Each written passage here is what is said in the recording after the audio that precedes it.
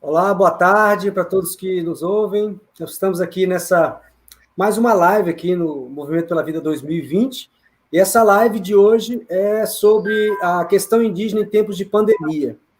Quem está aqui com a gente é Fernando do Mundo, Fernando Beija-Flor, e o Fernando Schiavini, dois profissionais, duas pessoas que atuam há muitos anos nessa área e que vão conduzir esse debate aí. Boa tarde a todos os que estão nos acompanhando aqui pelo Facebook. Duas pessoas que atuam há muitos anos nessa área. Deixa eu minimizar. E que vão conduzir esse debate aí. Boa tarde a todos que estão nos acompanhando aqui. Me escuta, legal? Estou me escutando ou tá dando eco?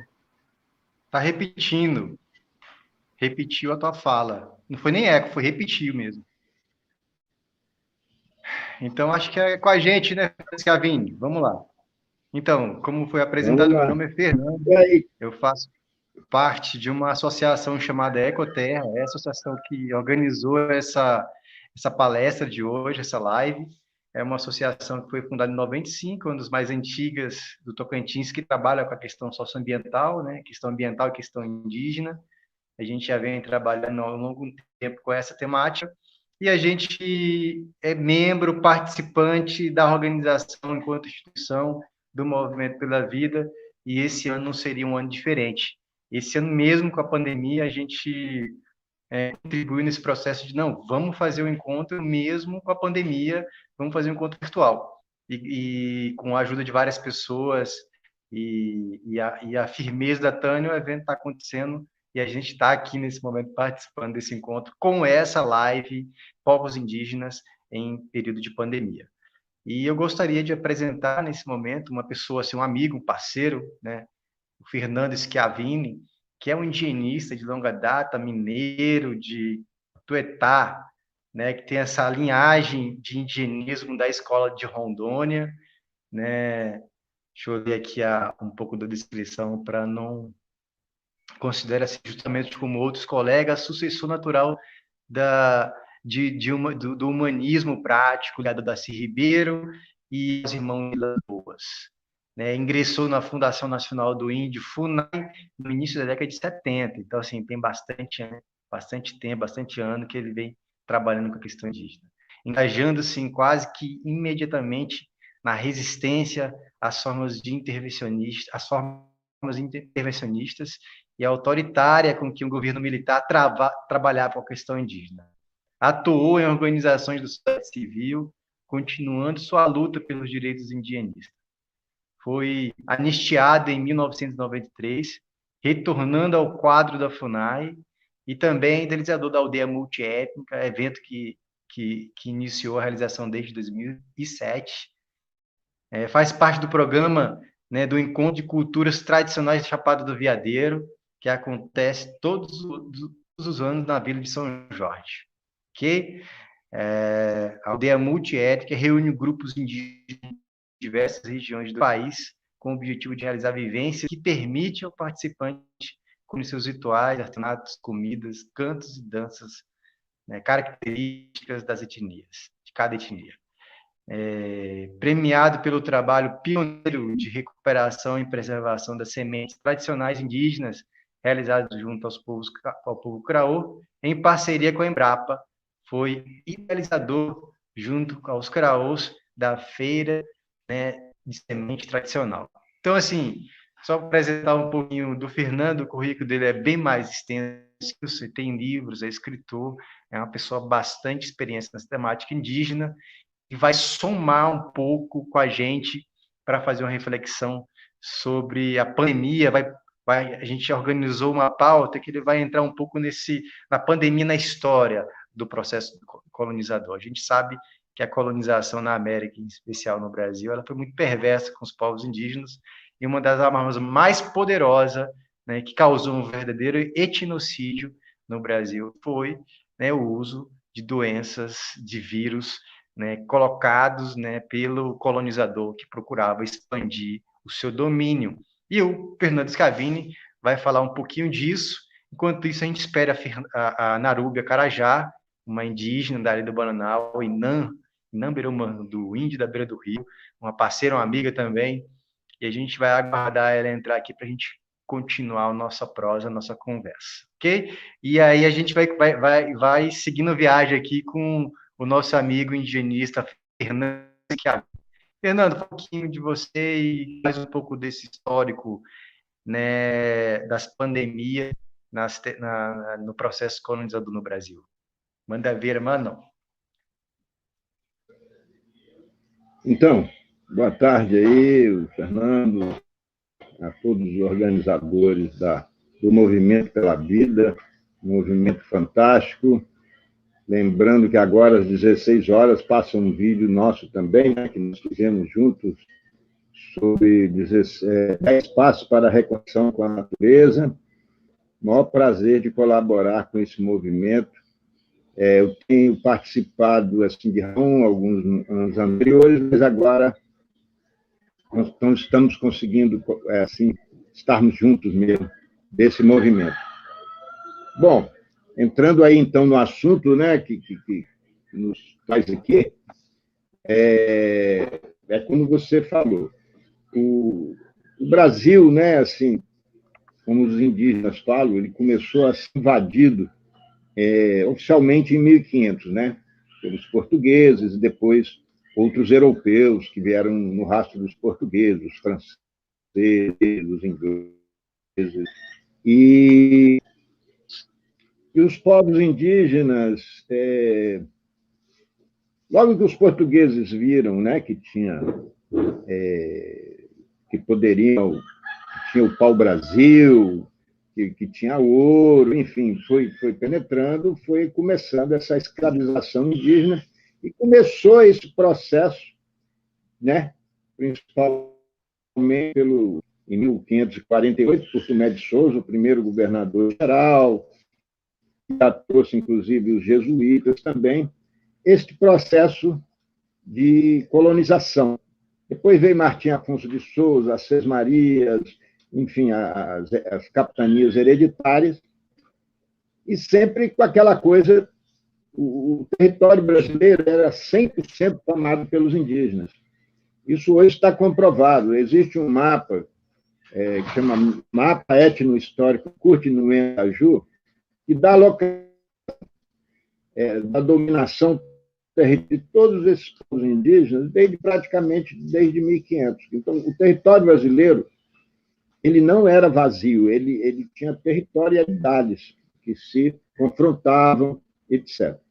Então, à medida que foram avançando, que a colonização foi avançando, a extração do pau-brasil, o plantio do café, enfim, as atividades garimpeiras, né, sempre topavam com indígenas pela frente. Porque eles sempre estiveram ali, eles estão aí há mais de 40 mil anos, 10 mil anos, 20 mil anos. Eles estavam ali, mas o que esses indígenas estão fazendo assim? É incrível que até hoje as pessoas perguntam isso, né? Assim, os empresários, o que eles estão fazendo aqui no meio dessa terra, sem, né, preservando tudo isso para quê? Né? Então, das armas, aí começaram as guerras de resistência indígena, né? Na questão das armas, muitos autores brasileiros, como Sérgio Buarque de Holanda e outros, são unânimes que se fosse só pelas armas, os indígenas teriam vencido os portugueses, porque eles tinham, obviamente, arco, flechas, né, e bordunas, etc., mas principalmente o arco e a flecha, que dava para atacar de longe. E os portugueses tinham os bacamartes, que era aquele de carregar ainda pela boca, né? E demorava um tempo. Então, nas guerras, nas brigas, nos conflitos, até o combatente, digamos, português carregar o arcabuz lá pela boca, demorava aí alguns minutos que os indígenas podiam atirar várias flechas. E tem outra história que Sérgio de Buarque de Holanda conta também, né, nos seus livros, que eu me esqueço o nome agora, que quando as guerras se davam, os conflitos se davam na água, né, nos rios, em canoas, os indígenas descobriram que, molhando os fuzis, não, os arcabuzes, né, esses de carregar, molhando ali onde atira, onde bota a espoleta, a pólvora, ele não atirava. Então, eles vinham, a gente jogavam, com os remos, jogavam água nas canoas, para que eles não pudessem atirar. Então, os tiros falhavam, então eles flechavam. Então, é que se fosse apenas assim, armas tradicionais, cada um com a sua, né? Os indígenas, os portugueses provavelmente não teriam perdido essa guerra, logo no litoral, próximo ao litoral. Mas acontecia, né? Aconteceu que, à medida que os navios chegavam e tal, os portugueses foram notando, os europeus, que os indígenas morriam as centenas, as dezenas de algumas doenças que para os portugueses já eram tranquilas, né? Já eram normais. Varíola, rubéola, enfim, a catapora, o sarampo, isso já era antigo, os portugueses já tinham imunidade. E quando eles viram que os indígenas morriam muito facilmente, eles começaram a usar essas armas, né? É considerada a primeira guerra bacteriológica da história, isso que os europeus fizeram com os indígenas americanos, de moral, principalmente no Brasil. Trazer roupas infectadas dos né, da Europa e distribuir entre os indígenas. O que acontecia? Sempre o indígena, quando fazia contato, sempre tinha um povo que não queria contato, que tinha medo, tinha receio, e ficava no mato. Mas eles tinham relações, né? Então, esse que tinha contato ganhava essas roupas e levava para os parentes que estavam escondidos no mato, que estavam resistindo. Então, quando chegavam às frentes de colonização, os indígenas estavam fracos, já estavam totalmente... E cada vez mais os indígenas, com medo já das doenças e com medo da violência, né, do colonizador também, que era terrível, penetravam doentes para o interior, infectando outros povos lá na frente, né? Então, assim, à medida que avançavam as frentes colonizadoras, pegavam os indígenas fracos, doentes, e, enfim, amedrontados por toda essa pandemia, né? Verdadeiras pandemias, como se fala hoje. E só para arrematar, isso aí foi só no período colonial, lá no começo, não. Agora, a questão da verdade aí, né, que vigorou aí, fechou 2, 3 anos da apuração do tal, o relatório Figueiredo, que foi um relatório de um deputado, né, Figueiredo, no caso, que fez todo um levantamento, uma CPI, um levantamento das atrocidades que se cometiam no último quartel do SPI, de proteção aos índios, e verificou-se que os próprios funcionários, até às vezes, do SPI, cometiam barbaridades desse tipo, de propagar doenças entre os indígenas. Isso aí foi detectado em vários lugares.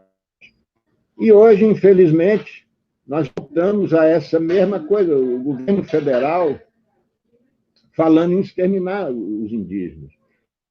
E não, por acaso, reluta de todas as formas em dar uma boa assistência, uma reassistência. E o ódio que ele destilou, o preconceito que foi destilado da campanha, é que deixa exterminar, né? Então, mais uma vez, essa coisa da guerra bacteriológica, né, está sendo usada, está sendo, pelo no mínimo, facilitada, né, para que ocorra, mais uma vez, esse extermínio. Assim. Isso é o que parece, né? Todas as informações que nós... Sim, fala, estamos aí com a Naruba, né? Prazer te ver, Naruba. A Naruba acabou de chegar, deixa eu só apresentar ela aqui para quem estiver ouvindo. Né? Esse vídeo, Naruba, vai ficar gravado, então ele vai ficar na memória do Movimento pela Vida. Algumas pessoas estão acompanhando, outras vão ver depois, né? A vantagem de ter uma live gravada é que ela fica disponível. Então, a gente agradece a sua presença. Vou fazer uma apresentaçãozinha aqui, deixa eu ler aqui o textozinho que você mandou para nós, para falar quem é. Esse texto não foi o que eu mandei. Eu acho que esse foi o texto que encontraram na Wikipédia. Ah, foi? Bom, minha internet aqui está muito na chácara, está muito lenta, mas eu vou falar de você de cabeça. Narubia Carajá, em Namberam-Randu, uma índia da Ilha do Bananal. A etnia Carajá, a etnia Inã tem ali no Goiás, no Mato Grosso, no Tocantins, e ela está ali numa aldeia que fica na Ilha do Bananal, que é a maior ilha de rio fluvial do mundo. E é parceira, estudante, militante das causas indígenas e estudante de direito, quase se formando, né? Tem uma história de vida muito ligada a essa militância da questão indígena, ligada à família dela, ligada ao pai, enfim, e ela teve essa herança do pai, que é formado em geografia, e, bom, é artista, pinta, faz poesia, é uma pessoa com uma sensibilidade muito grande, e que teve, né, que a gente vai ter o prazer de poder ouvir falar, né, ouvir a fala dela, a fala de uma indígena. A gente ouve agora o Fernando Schiavini. E aí, Fernando, se você tiver alguma fala para fazer, para finalizar o assunto que você estava, você faz um fechamento, que aí a gente passa para a Narúbia, para ela falar um pouco desse panorama, um pouco mais abrangente da pandemia nas terras indígenas, mas um pouco se apresentando, falando alguma coisa dela, para a gente entrar nesse tema abrangente. Depois a gente volta para a questão específica, para a questão da realidade na aldeia, né, específica naquele lugar. E nada melhor do que uma indígena que está na aldeia, ou que está sempre lá, vem para a cidade, vai para os aldeias, mas está militando por essa causa, né, indígena e pelo combate do Covid nas aldeias. Antes da Naruba entrar, Fernando Schiavini, tem mais algum tema para poder falar? Quer fechar o assunto que você começou? Antes de mais nada, prazer aí rever a Naruba, é um tempo que a gente não se via, né? Prazer também de participar com ela aí da conversa. Eu estava realmente no final, o que eu quis dizer, né, é isso, que a utilização das epidemias, das roupas infectadas, isso vem desde o início da colonização, né, da penetração, da invasão, como os indígenas falam, né, e é verdade, do território brasileiro.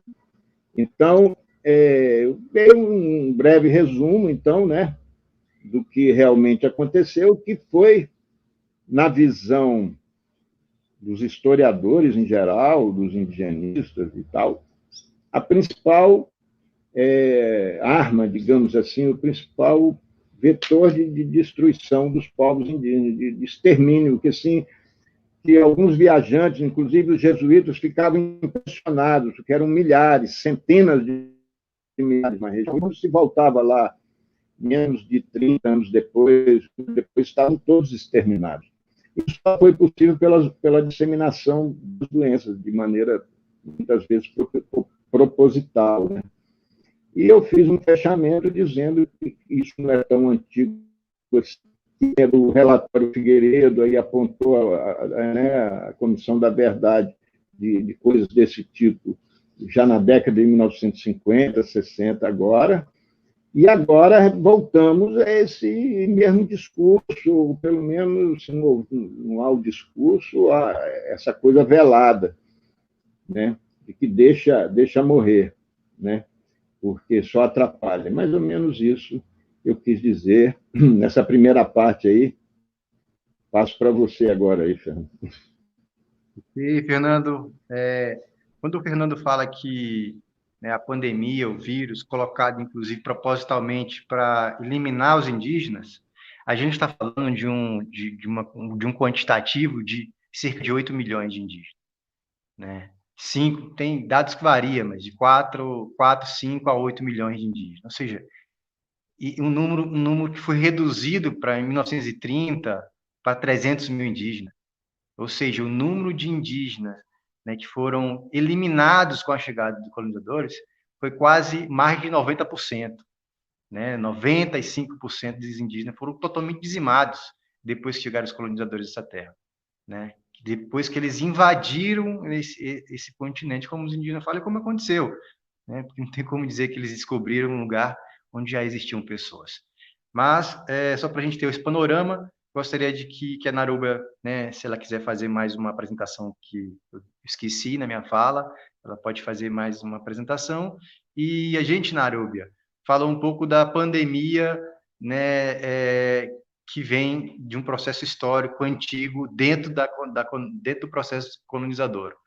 E aí a gente dá um pouco continuidade a esse tema. Se você quiser entrar um pouquinho e já fazer um panorama geral da questão indígena e pandemia, fica à vontade. Se tiver alguma poesia, alguma coisa para trazer que traz esse elemento, né, de uma forma, né, seja de uma forma, né, artística, também fica à vontade.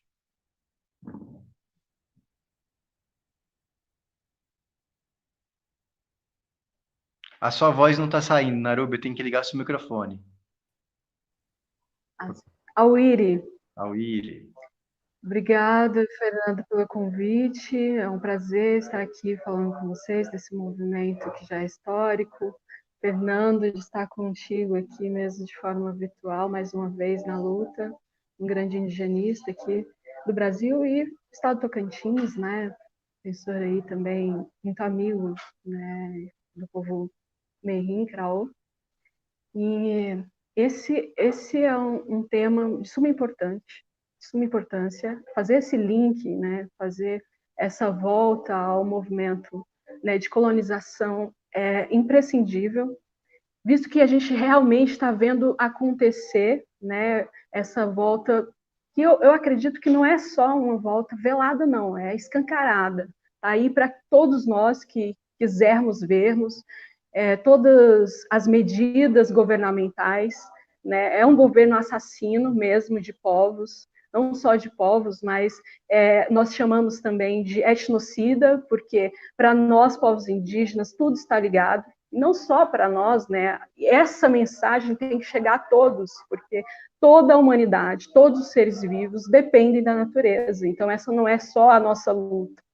Então, tudo isso se interrelaciona, né? Porque, no fim, o processo colonial é isso, é um processo de dominação de corpos e de mentes, né, para uma homogeneização de extrato social, para um pensamento de destruição e de tirar tudo da terra, tirar tudo, violar a terra, violar os povos, violar essas mulheres, violar toda a força feminina da natureza, né? Então, em suma, é perfeito trazer essa volta, porque significa isso, e usar todas as armas possíveis, seja elas jurídicas, biológicas, seja elas a fé, porque a gente vê esses pensamentos voltando, e esse governo é um governo que utiliza da fé, né, dessa colonização pela fé também. Então, é uma colonização através da força, é uma colonização através do poder jurídico e é uma colonização também através da fé, porque a fé, ela mexe com algo que você não pode se refutar, né? É difícil você ir contra a fé, porque é a crença individual de cada um, e é muito perigosa. São os momentos históricos em que acontecem as maiores atrocidades, como aconteceu o genocídio indígena, é o maior da humanidade, né? Os números estão aí, você, Fernando, falou muito bem, são de 4 a 8 milhões, hoje nós não temos 1 milhão de indígenas, né? Então, e aí está, nesse momento histórico, a responsabilidade de todo brasileiro, porque a colonização, ela chegou a um nível tão sofisticado que não é necessário ter uma colonização física no país e ter estrangeiros. Ela chegou a um nível tão sofisticado que tem brasileiros que se acham mais europeus do que latinos e que querem fazer essa conexão e que expressam uma raiva às suas raízes negras e raízes indígenas, que é uma loucura. Como eles negam a música que embala eles, como negar a cultura brasileira, indígena, a comida brasileira, a comida indígena, não tem como, essas raízes fazem parte da nossa miscigenação, da nossa cultura, sabe? E essas pessoas louvando bandeiras que são de fora do país, eu acho que nós todos temos que respeitar todos os países, né? E respeitar a nacionalidade, respeitar os povos, mas você prestar reverência dessa forma e vender, né, as nossas riquezas que nenhum país tem, né? Porque a realidade é que as riquezas naturais do Brasil são imensas, né? As nossas terras enfim, tem um conhecimento ancestral, um conhecimento da biodiversidade que nenhum outro tem, e é por isso que nós, povos indígenas, estamos sendo atacados, e de novo, estamos sim sendo atacados nessa guerra jurídica biobélica, né? Porque está havendo invasões das terras indígenas, né, por grileiros, e a gente sabe que isso está intrinsecamente relacionado, né, esse aumento, porque sempre houve, mas há um aumento porque esse Estado é um Estado assassino. Esse é um Estado de... Porque nós, povos brasileiros, estamos acostumados a um Estado corrupto. Infelizmente, isso faz parte da nossa história. Só que esse Estado está estabelecendo uma naturalização do crime por um governo que se coloca a favor, né, e que tem estritas relações com milícias, né, e essas milícias promovem a grilagem de terra no Rio de Janeiro. Essas milícias também têm todo um pensamento de força, de imposição de poder, de diminuição da mulher, de diminuição dos povos indígenas, né? Uma fala do governo é que nós não somos, nós estamos nos tornando humanos. Eu não quero essa humanidade dele é doentia. Então, se para ele isso é ser humano, eu não quero me tornar humano como ele, como esse governo, um humano assassino, frio, né, que acha que existem pessoas que valem menos, vidas que são menores, e que não faz nada diante de uma das maiores pandemias do mundo, sabe? E que está atingindo o nosso país e que está levando as pessoas mais vulneráveis, né? E que está levando para nós, né, povos indígenas, uma perda irreparável, porque para nós toda a vida importa, né? Toda a vida importa, seja ele de uma criança ou de um ancião. O ancião, para nós, tem uma riqueza e um saber ancestral que guarda a nossa identidade cultural, portanto, assim, é irreparável. Eu não tenho esse conhecimento, porque o que acontece? Há uma geração de indígenas que sai da aldeia para buscar estudar, porque sabe que esse pensamento do colonizador, ele está intrinsecamente na sociedade, porque ele é um pensamento sistêmico, de racismo sistêmico. Então, o brasileiro, ele não percebe que ele é racista com ele mesmo e com a sua história. Ele, em alguns momentos, se vê como europeu, né? Como eu falei aqui. Muitas, né, mulheres e homens chegaram, olha, a minha bisavó foi pega no laço. Ou seja, ele está cometendo, assim, um crime à memória dessa mulher, né, que foi a sua ancestral. Ninguém fala isso sorrindo. Eu falo, olha, o que aconteceu é que a sua bisavó, ela sofreu cárcere privado, ela deve ter tido a aldeia dela exterminada, e ela foi abusada de todas as formas sexuais, e você nasceu disso. Então, não tem alegria de falar isso, sabe? Isso não é natural, não pode ser natural, porque era uma indígena, então ela foi pega no laço como animal. E as pessoas falam isso, e falam tantas outras coisas, como a gente vê, como se fosse natural. O próprio presidente fala com relação às mulheres, eu não te abuso, ou da Amazônia, olha a fala isso é uma fala de um presidente, a fala de um presidente. A Amazônia é uma virgem que todo tarado quer. Isso revela o pensamento com relação às mulheres, o pensamento com relação à feminilidade, à vida. É um pensamento de um abusador. Essa é a mentalidade.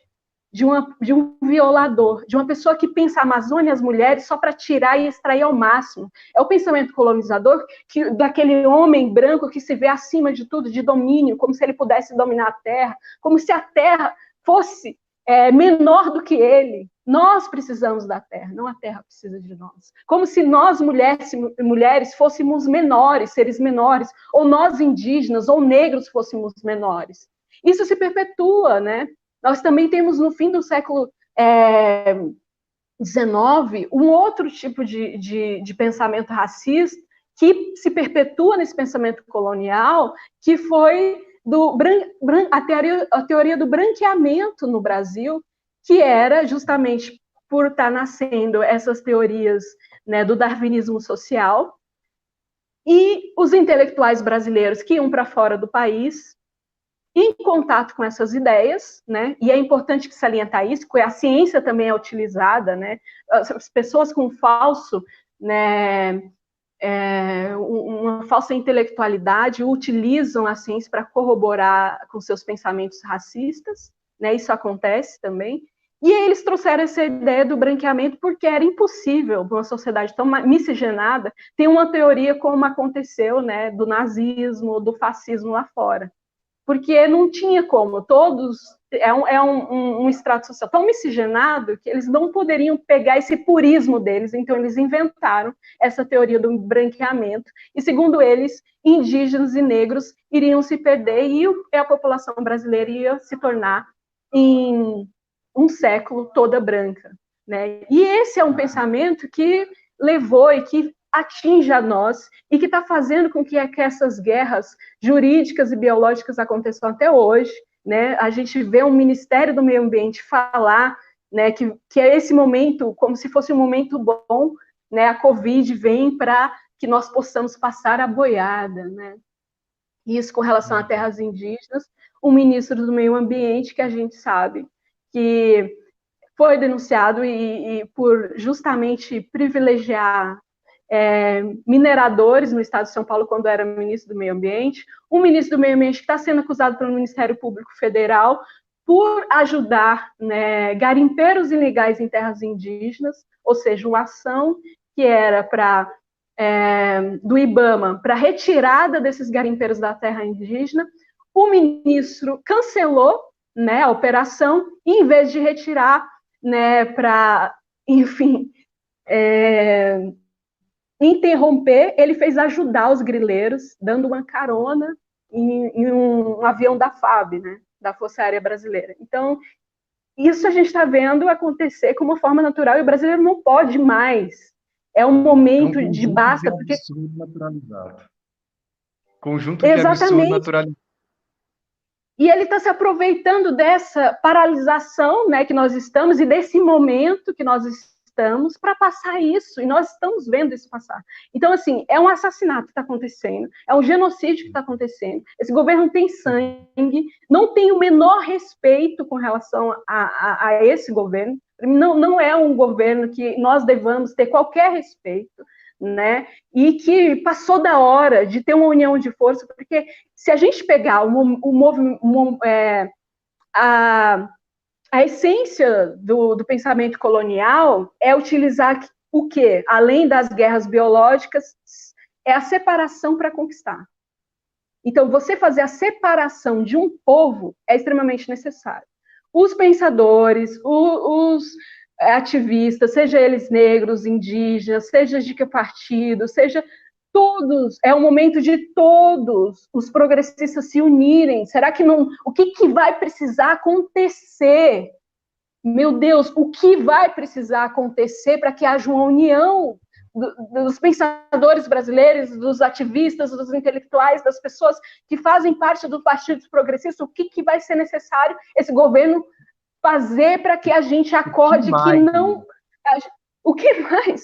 Entende? Que mais? Já é muito absurdo todos os dias. Narúbia, eu gostaria de só agradecer algumas pessoas que entraram aqui. Sheila Baraca, né, deu um salve para nós. Simone, né, Camilo de Araújo. E você falou de uma coisa interessante, que a ciência deu base para o processo colonizador, o processo de assassinato, de eliminação dos povos indígenas. Né, no período da colonização, dos conceitos usados era o determinismo geográfico, criado por um alemão chamado Hatzel. Então, falava assim, ó, o pessoal do sul tem mais vitalidade porque o lugar é frio, o povo trabalha mais porque tem que se movimentar porque é frio, já o povo do lugar quente, como a África e a América do Sul, está nos trópicos, é quente, o pessoal é mais preguiçoso, pensa só em sexo, o pessoal... E justificava. Então, por isso, eles podem ser escravizados, porque eles são naturalmente prontos para isso, né? Ou seja, existia na ciência, né, fundamentações criadas cientificamente para embasar o processo colonizador e a perversidade que foi a colonização. O branqueamento também, na antropologia, a gente chama de assimilacionismo. Então, vou dar um exemplo aqui pequeno. Aqui, por exemplo, em Porto Nacional, né, não, aqui em Tocantina, o padre Feio Antônio de Ganges, ele que veio no processo aqui há 200 e poucos anos, 200 anos, para um aldeamento, criou o aldeamento Tereza Cristina, que virou hoje a Tocantinha. Então, ele facilitava quando o pessoal transitava no Rio Amazônia, quando reduziu os minérios e passaram a criar gado, então ele favorecia, doava a terra para o pessoal que já estava saindo da mineração, da extração do ouro, para que eles ficassem nesse aldeamento e favorecia o casamento dos não indígenas com os indígenas. Em Porto Nacional, na igreja de Porto Nacional, tem registro de casamento de não indígena com indígena para fazer com que o branqueamento acontecesse, para fazer com que o assimilacionismo acontecesse. Porque aí o filho daquela criança, daquele indígena com aquele branco, ele já ia nascer falando português, ele ia perder o nome dele indígena, ele ia perder a língua dele e, portanto, ia ser mais fácil para catequizar, ia ser mais fácil para doutrinar.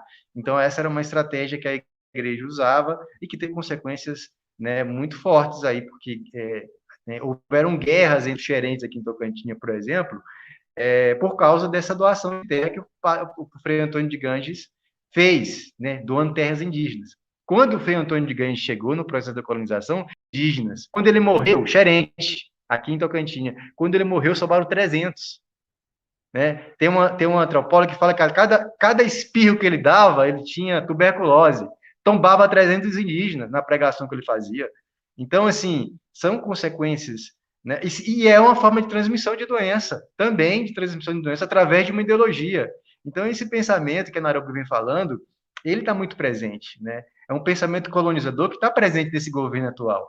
É o pensamento da dominação, o pensamento de ser colonizado. Ele vê o Brasil como um ofertador de matéria-prima barata, matéria-prima escrava. Né? A gente não vai evoluir para um país desenvolvido com pessoas que têm um pensamento de colonizador, né? Ainda trazendo essa herança branca, dominadora, machista, perversa, que não dialoga com as diferenças, que não quer dialogar. Não é que eles não têm experiência nenhuma para trabalhar com a questão indígena, eles são contra as questões indígenas. A coisa é muito pior.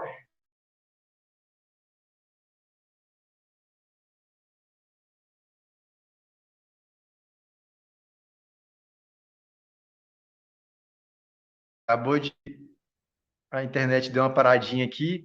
A situação é pior que isso. Por quê? Porque além de eles não terem experiência, eles são contra a natureza, contra as questões ambientais, contra os povos indígenas, contra a diversidade, contra o povo quilombola. Então, é impressionante como é que o povo brasileiro apostou nesse... A lavagem cerebral foi muito grande para que o povo acreditasse nesse ser como Messias. Olha só, que isso, Messias. Né? Comparar com Cristo, um cara que fala de arma, de matar pessoas, é uma falta de maturidade espiritual muito grande. Mas, assim, pegando um gancho, Fernando Schiavini, com que a Naruba trouxe, né, com a maturidade, com uma experiência de militância e de fala, né, muito grande, fala um pouco desse tema para a gente começar a entrar, já falta só 20 minutos para a gente começar a encerrar a live, porque vai ter uma outra live nesse espaço. Fala um pouco do que ela falou, pega um gancho do que ela falou e faz uma ponderação em cima, uma complementação em cima do que a Naruba trouxe para a gente, de uma forma muito lúcida, que depois a gente vai entrar de como que está acontecendo na aldeia, quais são as consequências da pandemia na aldeia, e como, né, desse desgoverno, e depois a gente vai entrar numa outra rodada para fechar, e como que os indígenas estão se organizando para se defender da pandemia. Ok? Contigo, Fernando Schiavini, um pouco, e a gente volta para o Naruba. Bom, eu vou começar do final, então, pegando o seu gancho. Como os indígenas se organizando já há bastante tempo para enfrentar tudo isso que a Naruba falou, e que são as conclusões óbvias que tudo chega a essa dominação, essa dividir para governar, para dominar, enfim, o capitalismo, né, o consumismo, a avalanche, tsunami que cada vez mais forte, que vem atropelando, né, os povos indígenas. Isso aí, enfim, é a verdade.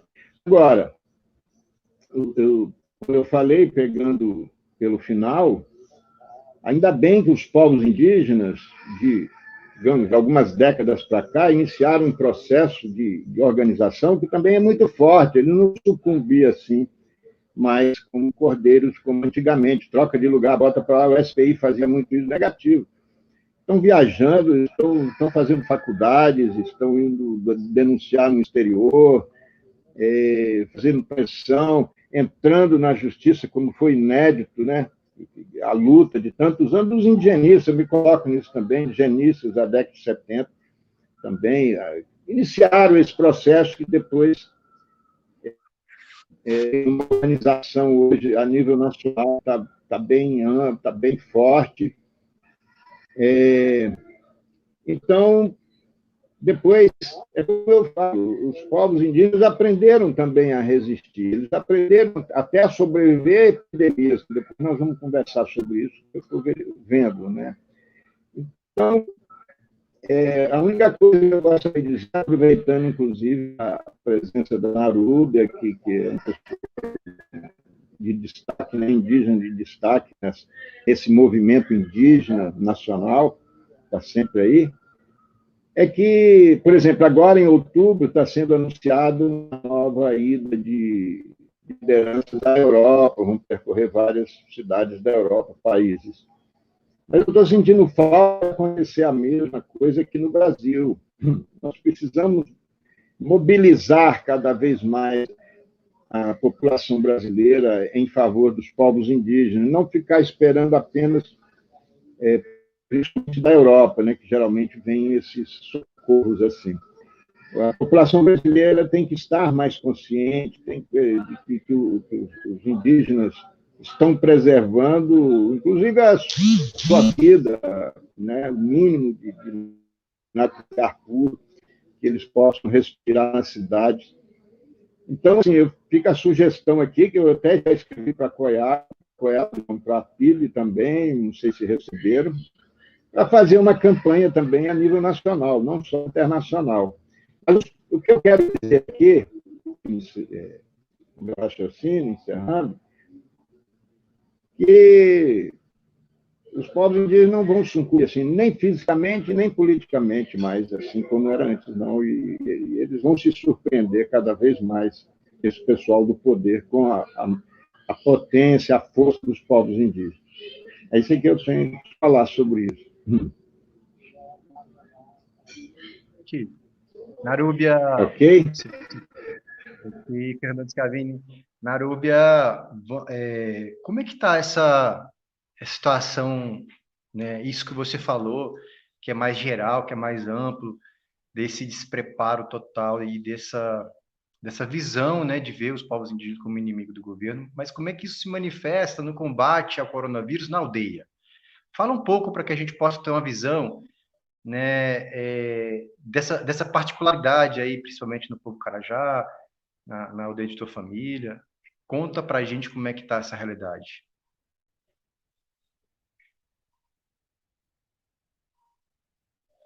Seu microfone está desligado.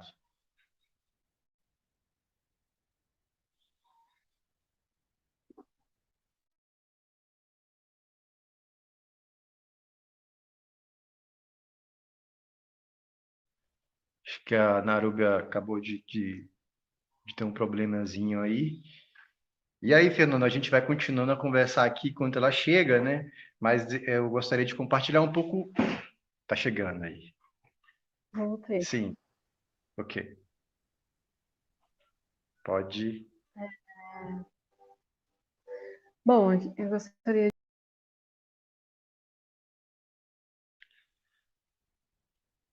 Acho que toda vez que ela clica no microfone acaba saindo. Talvez está apertando o botão errado. Bom, mas aí a gente sabe que os povos indígenas, né, tá sendo afetado drasticamente pelo Covid. Isso é uma realidade, né? O Covid já é uma realidade na aldeia.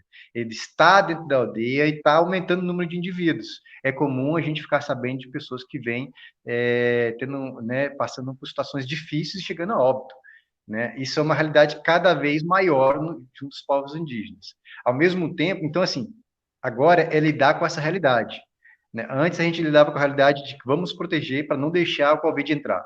O Covid já entrou em muitas terras indígenas e ele está se espalhando e a gente tem que lidar com essa nova realidade.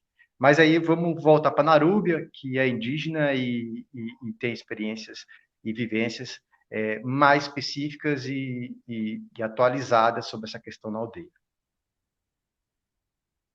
Bom, primeiro eu quero agradecer as pessoas que estão acompanhando os comentários que eu vi ali, né? Um último comentário, inclusive, fala da união, né? Que é mais fácil se unir ao governo e repelir aquilo que é diferente, né?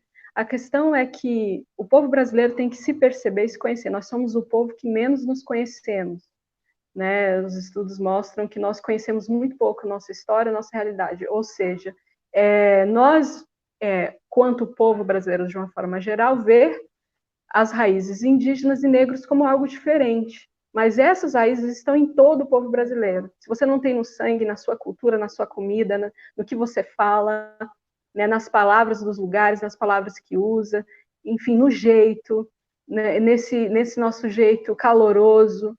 Então, você não consegue perceber, ou nós não conseguimos nos percebermos como diferentes no mundo. Nós estamos falando da maior etnodiversidade do mundo. Então, ver as raízes indígenas como diferentes, as raízes negras como diferentes, é não conseguir se perceber. É não conseguir perceber que no mundo nós somos um povo diferente por conta dessas raízes, e que essas raízes fazem identidade nacional e que todo brasileiro carrega elas, seja elas como for, ou qual a cor da pele você tenha. Você está imerso nessa cultura, mesmo que você não perceba. Né? E é ela que te criou, é ela que te fez, é ela que te faz como um ser do mundo. Então, eu acho que é o momento de nos percebermos aqui, né? De conhecermos a nossa história quanto país e conhecermos a nossa história pessoal, inclusive, né? Nós, povos indígenas, nós conhecemos nossos ancestrais, isso é algo comum para nós, mas eu percebo em contato com o povo brasileiro, de uma forma geral, que as pessoas não sabem a sua história, não sabem quem foi os seus ancestrais, não sabem as histórias dele, e isso leva ao que a gente está hoje, né? Da pessoa ver o indígena, o negro, como algo diferente. Nós estamos em todo o território nacional, nós vivemos e resistimos, e as pessoas não sabem o mínimo, que é, por exemplo, que nós somos diversos, né? Que não se fala índio, mas povos indígenas, coisas simples que todo brasileiro deveria saber, mas não sabe, porque está longe dessa realidade, e o governo faz com que isso, né, se mantenha, principalmente esse governo, né, porque tem esse caráter colonial mesmo, de colonizar as mentes do povo brasileiro, do seu próprio povo. Com relação à realidade, nós já temos uma memória ancestral, né, com relação a essas pandemias. Por exemplo, o meu avô, eu não conheci, meu pai é órfão de pai e mãe, porque teve uma dessas doenças infecto-respiratórias e faleceu quando meu pai ainda era criança. Então, essas histórias, elas fazem parte, né? E nós, quando surgiu primeiro, nós, povos indígenas, já alertamos de forma geral. Aqui no estado do Tocantins, em específico, nós lançamos uma carta, né, pedindo para que os órgãos competentes, desde FUNAI, CESAI, a estados e municípios, se unissem com um plano de contingenciamento, não é plano de contingenciamento, né, um plano de ação de prevenção e combate à Covid-19, né, isso ainda em abril, nós lançamos essa carta, e desde então, nada foi feito com relação a isso, não há um planejamento conjunto, né, desses órgãos, para realmente fazer um combate. E chegou, e nós, povos indígenas, nos organizamos, muitos povos se organizaram para fazer barreiras sanitárias, mas que não são suficientes. Nós não tivemos a ajuda necessária, mesmo com os pedidos, com os clamores, não houve, né, uma ação do governo. E aí, nisso, o governo não pode se esquivar, porque há muitas fakes que ele lança, né, que o STF é contra a atuação governamental, e é por isso que a culpa é dos governadores, sendo que isso é uma mentira, né? A gente sabe que o STF só falou o óbvio, que foi, né, que existe uma obrigação concorrente do Poder Executivo Federal, né, com estados e municípios, ou seja, todos devem agir. Né, e o que ele queria era impedir que os governos agissem e os municípios agissem. Ele queria agir sozinho e que todos seguissem cegamente as suas orientações, que são orientações de morte, né? E o governo não fez nada, e é o governo que tem uma relação direta, para quem não sabe, né? A saúde indígena foi uma luta dos povos indígenas, né? Uma saúde diferenciada com relação à Constituinte de 88, que nos garante, né, que a nossa cultura seja respeitada. Ou seja, essa saúde diferenciada foi uma luta dos povos indígenas, porque nós queríamos uma saúde que respeitasse o nosso modo de vida, e assim foi criada a SESAI, né, Secretaria Especial de Saúde Indígena, que está ligada ao Ministério da Saúde, ou seja, está ligada diretamente ao governo federal.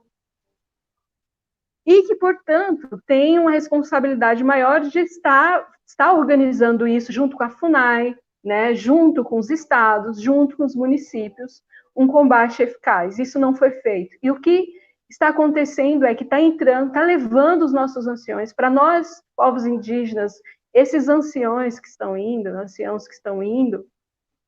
é irreparável, porque nós falamos que nós somos nossas bibliotecas vivas, né? Eles têm o conhecimento tradicional. E o que acontece? Os indígenas agentes lá da Ilha do Bananal não tiveram os equipamentos de proteção individual, as nossas barreiras sanitárias também, os voluntários não tiveram, né, alcance desse material de proteção, então estava fazendo tudo mesmo da forma como conseguiam, de uma forma super precária, que não foi o suficiente. Né? Não fizeram com que nós tivéssemos lá um mínimo para fazer um combate se chegasse às nossas aldeias, né?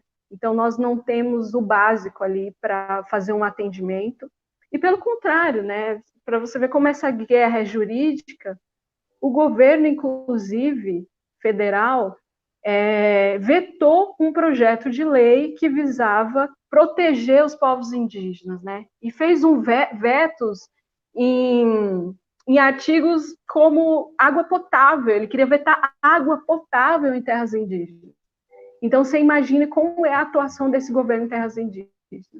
Um governo que vetou é criminoso, não dá para acreditar, sabe? Não dá para... O que está acontecendo também lá é que nesses órgãos há um racismo, né, sistêmico, onde os próprios funcionários, os próprios servidores da saúde, né, tratam nós como se fôssemos uma subcategoria assim, de gente, e que estão lá por um cabide de emprego, né? A realidade é que a maioria hoje que está dentro, né, dos órgãos dos GCEI, que estão ligados à saúde indígena, vem do militarismo, que não entende nada. Eu acho que assim, não está respeitando um princípio que se falava, queria ser técnico, é claro que é pura mentira, né? Então, assim, são militares, não são da saúde e não entendem nada de povos indígenas. Então, são essas pessoas que estão governando, né, que estão à frente da saúde indígena, e são essas pessoas que estão na frente do Ministério da Saúde, né? Até agora, a gente não tem um ministro da Saúde, a gente tem um militar que não entende absolutamente nada e que está só facilitando esses pensamentos de que isso vai passar, todo mundo vai pegar mesmo, use a cloroquina, né? E a gente está chegando, e nós, povos indígenas, somos mais vulneráveis nisso. As nossas aldeias estão sendo atingidas, né? Em um final de semana nós vimos 3 anciões indo embora, de uma só 4, na verdade, de só vez ontem, né? Nós, portanto, estamos em luta. Eu estou aqui, assim, fazendo um esforço para estar aqui, porque é esse tema, porque outras lives com outros temas eu cancelei todas, né? Eu não estou, e muitos outros compromissos não estou fazendo, porque não é possível que nós vamos nos insensibilizar, são milhares, e se não há sensibilidade de povos indígenas, mas tem que haver, pelo menos do povo brasileiro geral, nós chegamos a um número estrondoso, e não são só números, são vidas. Mas nós, povos indígenas, além disso, protegemos a biodiversidade, e nós protegemos a vida no Brasil e no mundo. E isso vai atingir a população brasileira, né? O que nós estamos vendo na Amazônia vai atingir a população brasileira, no clima, nas águas, né? Porque é a floresta que faz a regulação de tudo isso, o abastecimento das nossas águas. Então, o que está acontecendo assim, é inominável, assim, é inominável, assim. A gente tem essa live, ela é de 1 hora, falta só 4 minutos, porque vai começar uma nova live.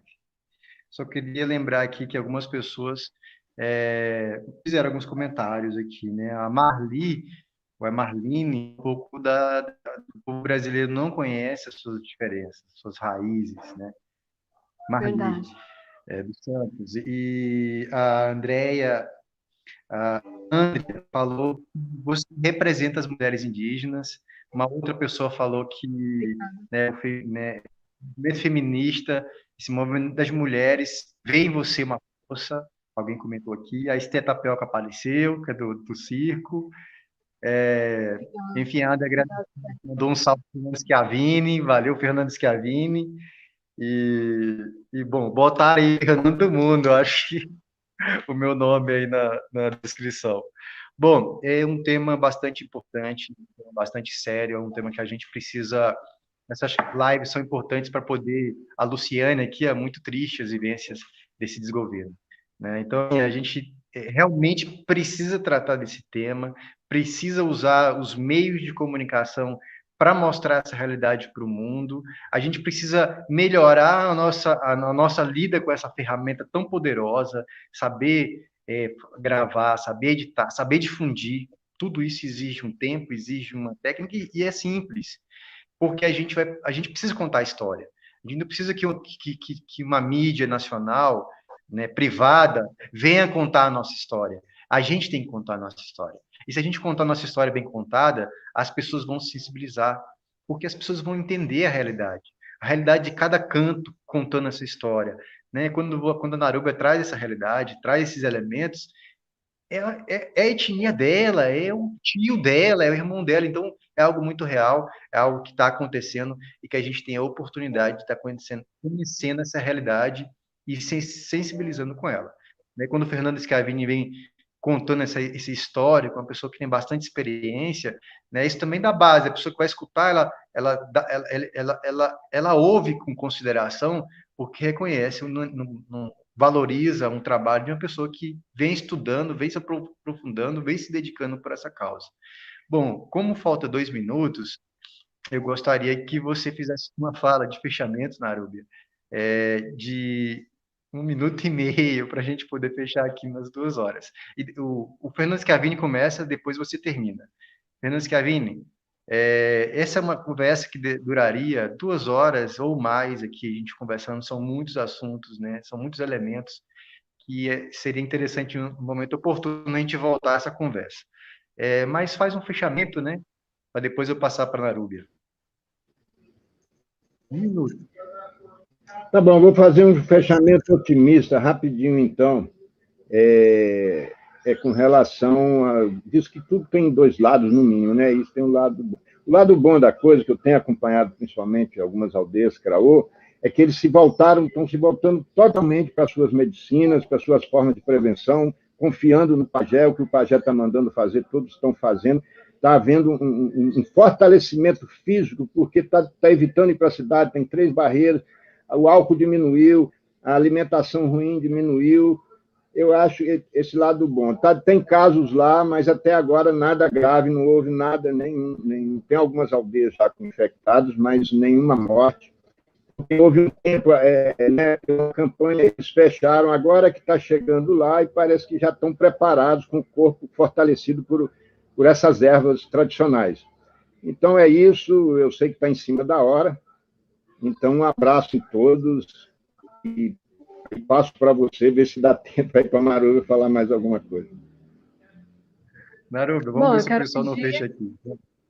Quero pedir ajuda, né? Tem muitas campanhas do próprio Craô, a gente também vai estar fazendo agora, e todos que puderem contribuir, e também, né, fazer essa militância todo dia, falando com as pessoas, nas redes sociais é muito importante. Esse governo utiliza muito as redes sociais, então fazer esse embate lá é muito importante. Nós estamos fazendo isso aqui agora, né? O movimento indígena tem feito muito isso nas redes sociais, e tem surtido efeito, nós estamos fazendo cair várias leis, vários decretos. Então, é muito importante que todos comecem a unir mesmo e venham junto, que essa luta não é só nossa, dos povos indígenas, ou dos indigenistas que entregam a vida para essa causa, mas é de todos nós.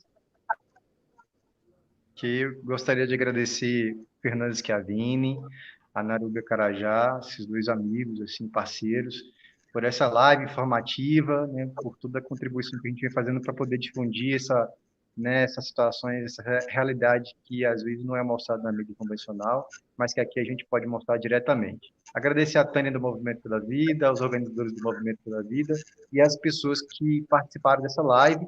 Essa live vai ficar gravada e quem quiser acessar e colher algumas informações que foram tratadas aqui pode acessar, vai ficar na memória do Movimento pela Vida. Gratidão a todo mundo, gratidão Narúbia, gratidão Fernando, estamos juntos aí. E a próxima live que tiver, a gente vai estar nesse combate ao coronavírus na aldeia e no movimento de resistência. Na Ilha do Bananal tem outros problemas, tem a Transbananal, só isso também seria um tema que daria para tratar. Mas, enfim, em uma outra oportunidade, a gente vai estar usando esse mecanismo virtual para poder levar essas informações e conseguir mais apoio. Faz a campanha, Naruba, divulga, que eu vou divulgar na página da Ecoterra, divulga na página do Movimento pela Vida, o Fernando Schiavini pode divulgar na página dele, para ter os apoios, assim como os caras conseguiram, vocês terem os apoios aí no Carajá. Ok? Abraço. E eu gostei muito, Fernando, da ideia aí pelo Brasil. Acho que é fundamental a gente fazer essa divulgação, essa conscientização aqui no território nacional. Auíri, Fernando, obrigado. Obrigado, Fernando, a todas e todos. Auíri. Um abraço, Auíri.